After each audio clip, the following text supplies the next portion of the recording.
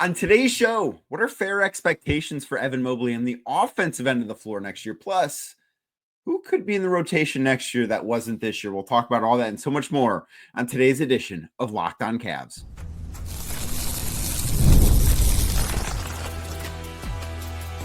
You are Locked On Cavs, your daily Cleveland Cavaliers podcast. Part of the Locked On Podcast Network, your team every day. What's up, everybody? My name is Danny Cunningham. You might know me from my time covering the Cleveland Cavaliers, places like my Substack, The Inside Shot, Cleveland Magazine, 92.3 The Fan, and a number of other stops along the way. I want to say thank you to you for making Locked On Cavs your first listen today and every day. You can find the show anywhere you get your podcasts, Apple, Spotify, anywhere else. Drop us a 5-star rating. Leave us a nice review. Be a friend. Tell a friend about Locked On Cavs. Make sure you're subscribed. Make sure a friend is subscribed as well. And if you're watching the show on YouTube, do me a favor. Hit that thumbs up button for me. Click subscribe and hit that notification bell so you don't miss the latest Locked On Cavs content, a proud part of the Locked On Podcast Network, your team every day. Today's episode, of course, brought to you by FanDuel. Right now, new FanDuel customers can get $200 in bonus bets when your first $5 bet wins. That's $200 in bonus bets when that first $5 bet wins. On yesterday's show, we talked about a lot of the change that could happen with the Cleveland Cavaliers in terms of trade. Could they trade for Giannis? I don't know. I doubt it, but maybe you never know with these things. So if you want to go check that out, that is yesterday's show. But today's show, we're going to focus on how the Cavs can get better internally without having to move pieces and parts if they do choose to run it back, which I've gone on record, don't think should be the play. But if they choose to do so, where could they get that internal development? This is part 2 of a 3-part mailbag at the end of this week. So we're going to get started right away with a question from expensive_text_2912. Believe this is coming from Reddit. Asks, how likely do you think it is that Evan Mobley becomes our second option on offense by next year? And how important is that? I think this is, if the Cavs stand pat, I think that this is, even if they don't stand pat, actually, if they make changes to the roster, maybe Jarrett Allen is gone or maybe some other things happen, I don't know. I think that this is the most important thing for the Cavs this offseason is the growth and development of Evan Mobley. Kobe Altman talked about this a lot, I thought, at his end of season availability earlier this week. He talked about there being a lot on Evan Mobley's shoulders and that, you know, the leap that he made from last season to the season that just finished was a big one, right? Like he went from somebody that had never been an all-star. And I think a lot of this is more offensively, like he's, I think, still getting better defensively, but his floor on that end is so high that any improvements you see, it's like, okay, so he went from what, the 5th best defender in the world to the 3rd best defender in the world and 1 defensive player of the year. Like the growth is not going to be as noticeable on that end because he's just been so good the entire time he's been in the NBA. I think that is less quantifiable, if you will. Like I don't think, at least this is my opinion, I don't think that we have great defensive metrics to tell you how impactful somebody is on that end of the floor. I think so much of that is circumstantial, where there are so many stats that you can look at and say, yeah, this guy's good offensively because he scores a lot of points or he gets a lot of assists. I think that Evan's growth offensively, going from what he was this year, which I think was a very good offensive player. And as I mentioned, he went from somebody that had never made an all-star team in his first 3 years to being an all-star. And if it's not out already, I don't know when it's coming out. I'm recording this on Tuesday morning, so it could be out by the time you're listening to this. But I think that he will be a second-team All-NBA guy. I would expect that to be the case. He's earned that. That's the type of leap that he's made this year. And it does seem as if the Cavs are expecting him next year to take a leap about the same size. Going from good to great is hard. And I think that's what Evan did this year. Going from great to elite, I think is even more difficult. I think that you can see some of these things in the regular season. Are we, maybe not 12 months from now, but let's say 11 months from now. So let's put this at the end of April or the middle of April, the end of the regular season next year. Are we having the conversation about Evan Mobley fighting for a spot on the All-NBA first team? I think the way Kobe Altman talked about him, I think that should be the expectation for Evan. From year 4 to year 5 is not typically a time that I necessarily associate with a guy taking a leap. Like I think kind of by year 4, you're not who you are always going to be. You still have room for improvement, but you sort of know what the outcome is going to be. And I do think that Evan is going to be a first team All-NBA player at some point. I don't know if it's next year. I don't know if it's 2 years, 3 years from now, but I think at some point he will have a season where we can look at him and say, that guy was one of the 5 best players in the NBA this year. If it's next year, I think that means more than to this question, just becoming the second option on offense. I think that Evan Mobley should be at least second in touches offensively. I think he should be second in field goal attempts offensively. He should be. Touches is an interesting thing just because like Darius Garland's going to bring the ball up so much and that counts. So Darius should probably lead the team in touches. Evan, I think, should have more touches than Donovan Mitchell next year. That doesn't mean he's going to score more. I don't think that means he's going to take more shots, and I don't think he should. But I think the offense should run through Evan Mobley more frequently next year than it did this past year. I think he should be second on this team in scoring. I think he should be second on this team in field goal attempts. And I think that one of the things Kobe Altman brought up was Evan can't have 13 field goal attempts in a playoff game. Like it's got to be a higher number. And I wholeheartedly agree with that. I think that his numbers need to, and maybe part of this is playing more minutes. Like if you look at his just raw counting stats, they don't necessarily look like he took a gigantic leap from earlier in his career, last year in his career to what he was this year. And part of that is because he played fewer minutes. I mean, he played 30 and a half minutes last year, only played in 50 games, played 30 and a half minutes this year. And yes, his numbers went up, but his per 36 numbers this year, I thought were so much better than what they had been at any other point in his career. Like he averaged 22 points per 36 minutes. Can that be 25 points per 36 minutes next year? Maybe he plays 33 minutes. I do think playing him a few more minutes a game. I don't think that the Cavs should go from what they were this year to like the Tom Thibodeau Knicks is something that they should do. But can Evan go from 15 field goal attempts per 36 minutes this year, which was a career high by over 2, to 17 next year? Can he go from shooting 3.8 threes per 36 minutes to shooting 5.5 threes per 36 minutes? Can he stay at the same efficiency level where shot 55% from the floor, 37% from 3? Can he do that on a higher volume? I think those are the questions we should be asking of Evan. I think those are the things that we should be expecting of Evan is probably a better way to put it. But I do think that him taking that leap is one of the biggest things. And we've spent a lot of time in the last week since the Cavs were eliminated talking about mental toughness, talking about where they need to improve and stuff like that, trades they could make. I did a whole episode yesterday on that. All of that stuff is fine and well. But ultimately, and this is kind of the drum I've been beating for the last couple of years, ultimately, for the Cavs to get to where they want to go to, Evan Mobley needs to be a superstar. The Donovan Mitchell trade was a bet on Evan doing that. Donovan Mitchell signing an extension in Cleveland was, so the trade was the Cavs betting on Evan doing that. Donovan signing the extension here was Donovan betting on that happening. I think that for the Cavs to be a championship team, for a team that wins the Larry O'Brien trophy 13 months from right now, Evan Mobley probably has to be at worst the second option offensively, maybe the first. But I think there has to be a conversation that's had. And I'm not saying it needs to be a cut and dry thing, but I do think that there needs to be healthy debate on forums like this one, places like Twitter, or at least what's left of it, the Cavs subreddit, the YouTube comments on a Locked On Cavs video 12 months or 13 months from right now. Who actually was the best player for the Cavs this year? Was it Donovan Mitchell or was it Evan Mobley?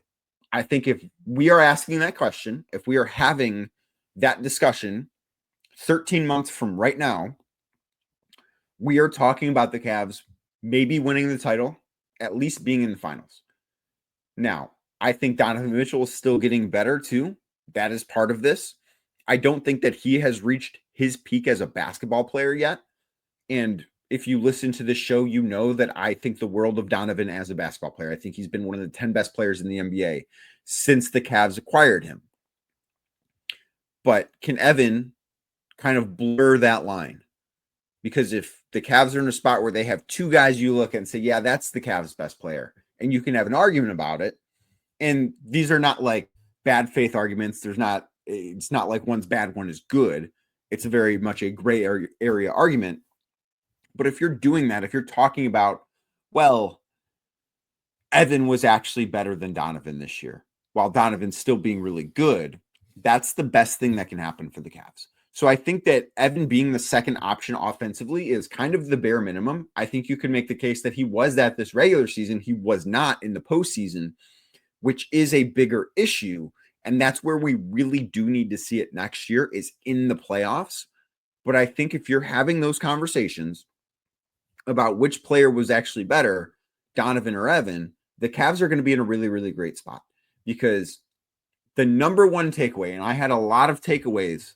You can go listen to the Locked on Cavs episode I talked about coming off of Kobe Altman's availability.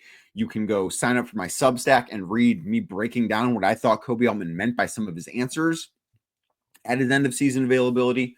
But I think the number one takeaway that everybody should have after listening to Kobe Altman, regardless of what you thought of his press conference, should be the Cavs are continuing to double down on their bet on Evan Mobley. So I think, to this question, it's very likely that Evan becomes the second option offensively. And I actually would go so far as to say it's more likely that Evan is the first option offensively next year than he is the third option offensively next year. Not saying he's going to be the first, but I think there's a better chance that happens than he's the third option. That's where I think things are at with Evan. That's just kind of where I think things should be going. That's the bet the Cavs are making. That is the bet the Cavs should be making, because he is the guy on this roster that without question has the highest upside moving forward. They're going to bet on him. They should bet on him. If he hits, they're going to be a team that can win a championship as soon as next year. Now, we've talked a lot about Evan. I do want to talk a little bit about Darius Garland. Evan Mobley, very clear. If you listen, you know I feel he's got another leap in him. Does Darius Garland? We'll discuss that next right here on Locked on Cavs. Today's show brought to you by FanDuel. The NBA playoffs in full swing. Every night delivers highlight-worthy performances, major momentum shifts, and, of course, can't miss moments. Whether it's a game-winning shot or a breakout player, there's never been a better time to get in on the action with FanDuel Sportsbook. FanDuel makes it easy to stay in the game before tip-off and live with player props, performance trends, and same-game parlays. Fans have more ways than ever to play smart and win big. Players showing up in the biggest moments, right? We've seen it all postseason long. Maybe not enough for the Cavs, but maybe you have a real strong feeling about how things are going to go in the Eastern Conference Finals between Indy and New York. I know I certainly do. Or maybe you don't want to watch that because it just makes you sad about the Cavs, but you do want to watch OKC in Minnesota in the Western Conference Finals. Maybe you think Minnesota's going to win. I don't, but maybe you do. Well, you can put your money where your mouth is. You can bet $5 on FanDuel, and if you're a new FanDuel customer, that first $5 bet can turn into $200 in bonus bets. Imagine the excitement for $200 in bonus bets coming your way. Be awesome, right? And if you're new to FanDuel, it's the perfect time to sign up. Like I said, head to FanDuel.com. That is FanDuel.com. Place your first $5 bet. If it wins, you get $200 in bonus bets. Make every moment more with FanDuel, the official sports betting partner of the NBA. Thank you again for making Locked on Cavs your first listen today and every day. Like I said earlier, you can find the show anywhere you get your podcasts, Apple, Spotify, anywhere else. Drop us a 5-star rating. Leave us a nice review. Be a friend. Tell a friend about Locked on Cavs. Make sure you're subscribed. Make sure a friend is subscribed as well. Talked a lot about the leap Evan Mobley should be making, or the Cavs are expecting him to be making. Player we don't necessarily often think about as still having a leap in him, Darius Garland. And this question was asked on Reddit by Remy Boys 1995. Do you think Darius Garland has peaked as a player? Does he have another leap in him? I don't think he's peaked. I don't. And I admittedly have a lot of stock in Darius Garland. I think the world of him as a basketball player. I came on this podcast. This is before I was hosting this podcast. Came on an episode with Chris Manning. This was before the Cavs traded for Donovan Mitchell. So this would have been after they lost in the play-in to the Atlanta Hawks. I think it was around like the week of the playoffs starting that year. So that would have been 2022. And I came on this podcast and I said, Darius Garland is going to be an all-NBA player. And I did that without knowing they were going to add Donovan Mitchell. Like I was expecting the core of the Cavs was just going to be Darius and Evan and Jarrett Allen. That has obviously changed a little bit of the calculus because Darius does not shoulder as much of the load because Donovan Mitchell is here and Donovan Mitchell is better than him. But I still think Darius is a very good player. And I think that Darius this year was having a fantastic season before the injury started for him. If you go back and look at his numbers before he had that, I know it was characterized as a hip injury against the New York Knicks that happened. I want to say that happened like February 22nd. I'm going to pull it up right now just so I have it for sure. But he started missing time after that. And he was not ever the same player once that happened. You know, we had discussions about, well, why can't him and Donovan have good games on the same nights and stuff like that. So before that injury happened, Darius had played in 54 games. He was scoring 21.3 points per game on 49.3% from the floor, 42.5% from three-point range, 54.9% from two-point range, which for somebody his size, very good. Getting to the line 3.6 times per game, averaging 6.7 assists and 2.5 turnovers. He was having, in my opinion, the best season of his career. And then the injuries started to happen. He was not the same player afterwards. So he missed 2 games with that injury and then missed a few more down the stretch. But for the most part, played through injuries this year. After that game, he went from 21 points a game to 18 points a game.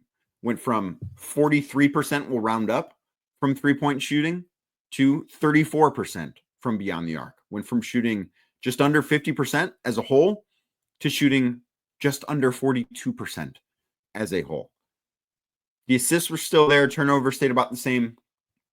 But he was not the same offensive player after the injury started to set in. Like, that is what I look at and say, man, his season really changed.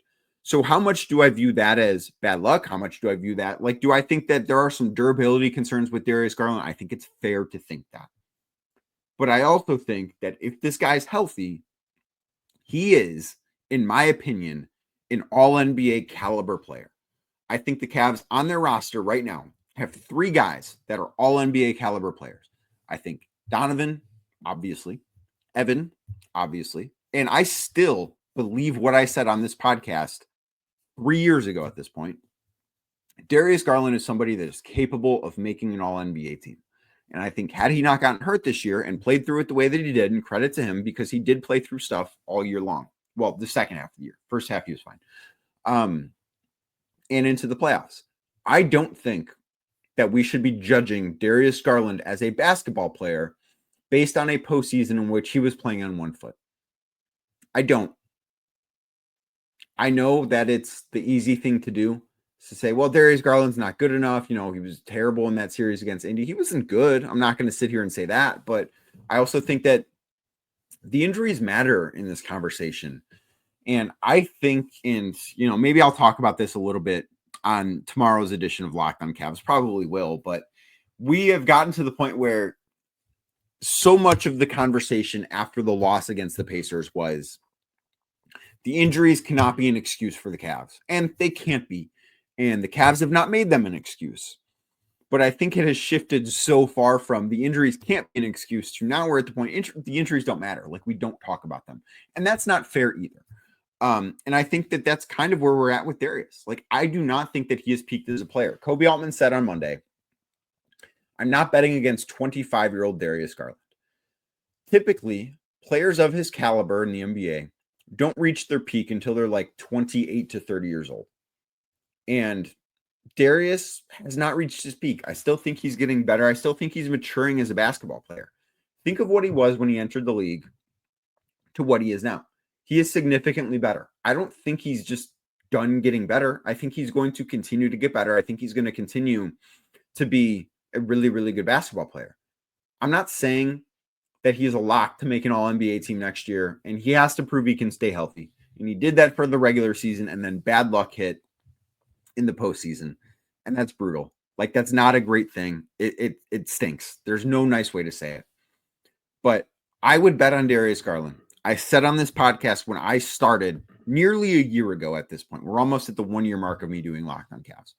One of the first things as I was like introducing myself and just getting all my baseline takes out there, one of the first takes I had was I am buying stock in Darius Garland. Darius Garland is going to have a bounce back year. I am still buying stock in Darius Garland. I don't think he needs to have a bounce back year anymore. I think he had a really good year, but I don't think he's done getting better. I think that Darius Garland, maybe a leap is a bit much, but I think there's another jump that he can take. I still think he's getting better.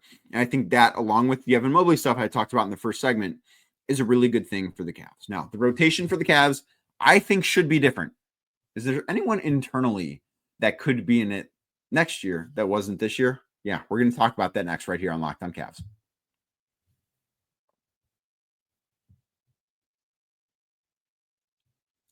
Thank you again for making Locked on Cavs your first listen today and every day. Like I said earlier, you can find the show anywhere you get your podcasts. If you're watching on YouTube, do me a favor, hit that thumbs up button for me, click subscribe, hit that notification bell so you don't miss the latest Locked on Cavs content. The Cavs, I think, should look at least a little bit different rotationally. I have talked about Jarrett Allen potentially being somebody who could get traded. We've not talked about, well, what could the replacements be? And I think there are a number of different spots where the Cavs could and maybe should look different. Like, should Dean Wade be back? I don't know. I think Dean's a good player, but I just don't know that he's ever going to get to the point where he shoots enough offensively for him to. The idea of Dean, I think, is a little bit better than what Dean has been in actuality. So, Cavs Arsenal on Twitter asks, thoughts on the rotation next season, possibly implementing Jaylon Tyson more, giving starters more minutes. I do think playing the starters marginally more minutes would be a good idea. They don't need to play 35, 36 minutes a night, but should they play 33 minutes a night? I think that's a fair place to be, and that is something that I would start with. I think we're going to learn a lot about Jaylon Tyson this summer. I would expect him to play Summer League. I've not confirmed that. I've heard rumblings of it, but I would be surprised if Jaylon Tyson is not playing Summer League for the Cleveland Cavaliers. I think that he should play Summer League. I think Craig Porter Jr., who I've not heard one way or the other, I've not asked about that either, to be fair. I think he should play Summer League too. And so often, when guys are back for their second or third year in Vegas on the Summer League roster, you want to see certain things. And I think it's a big deal for Jaylon Tyson specifically to go out there and look like he doesn't belong. Jaylon should be able to play in the Summer League as a guy who has a full year of NBA experience. And I understand he was not in the rotation, but has a full year of NBA experience under his belt. And he should be able to go there, play in 3 Summer League games, and the Cavs should say, you're too good for this. You look out of place playing in Summer League because you know how the game works, because you've improved that much from where you were a year ago. And if that happens, I think you should feel really, really good about him being a rotational piece next year.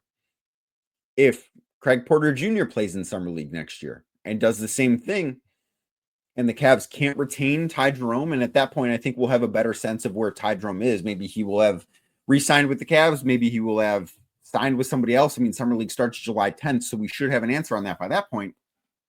But does Craig Porter Jr. stand out in Summer League if he plays, so much so that he looks out of place? I think you feel good about those two being rotation members on a regular basis. Not saying that either of them are going to play 30 minutes a night, but can Jaylon Tyson play 15 minutes a game next year and impact winning? That has to be the hope for the Cavs. I don't know where he's at. We haven't seen enough of him to know. I mean, he looked good when he played G League games, and I think that's probably a good sign. You don't want him looking bad out there, but if and when he plays Summer League, which again, I expect him to, does he stand out to the point it's like, oh, this guy does not belong here? Like, this guy should be sitting in street clothes on the sideline watching a couple of second-round picks play for the Cavs, as opposed to going out there and dominating. And of course, Summer League's going to be a different role for him. He's going to have the basketball in his hands more frequently than he can with the Cavs. But I think that would kind of be the sign you should look for this summer as to whether or not he's going to be a meaningful contributor is basically going to be how much does he stand out in Summer League if and when he plays. Last one on today's episode. This comes from ELB Joint 2016 on Reddit. Is Jarrett Allen worth keeping for his regular season production for another year, even if the lights are too bright in the playoffs against certain matchups? I don't think so. I don't.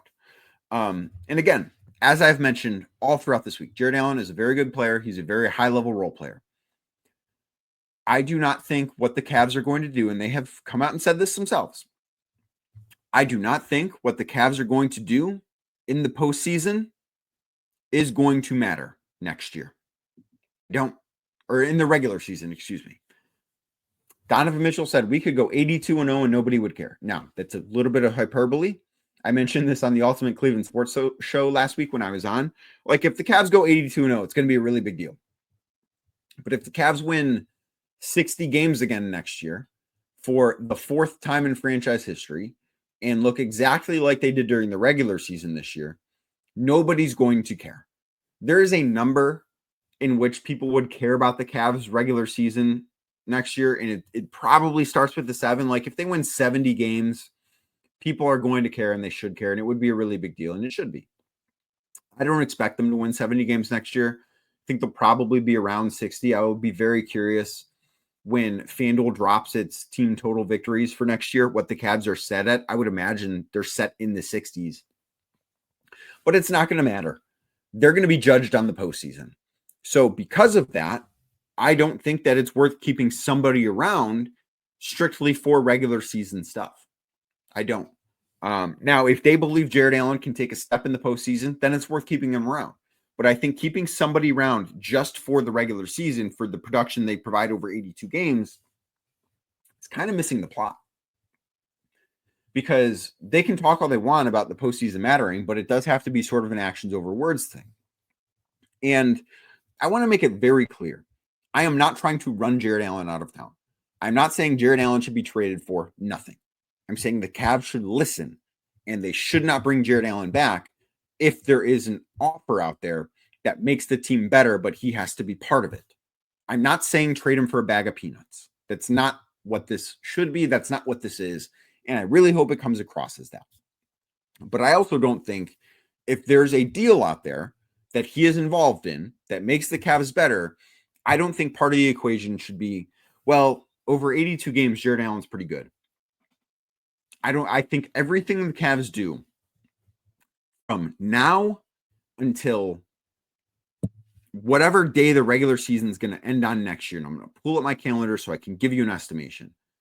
I do not think that, I think that everything the Cavs do between now and next April 12th, which is when I would imagine the regular season ends next year, every single thing they do should be done with the question in mind of, how does this make us better for the postseason? Everything they do.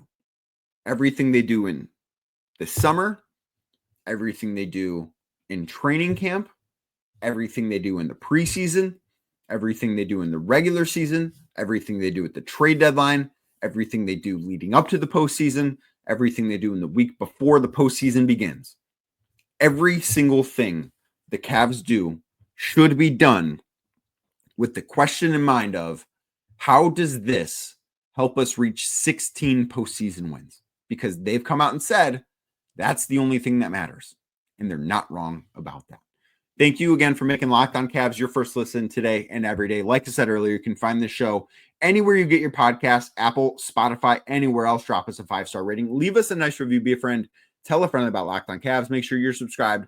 Make sure a friend is subscribed as well. And if you're watching on YouTube as we get out of here, do me a favor. Hit that thumbs up button for me. Click subscribe. Hit that notification bell so you don't miss the latest Locked On Cavs content. I'll be back tomorrow with more questions about the Cleveland Cavaliers.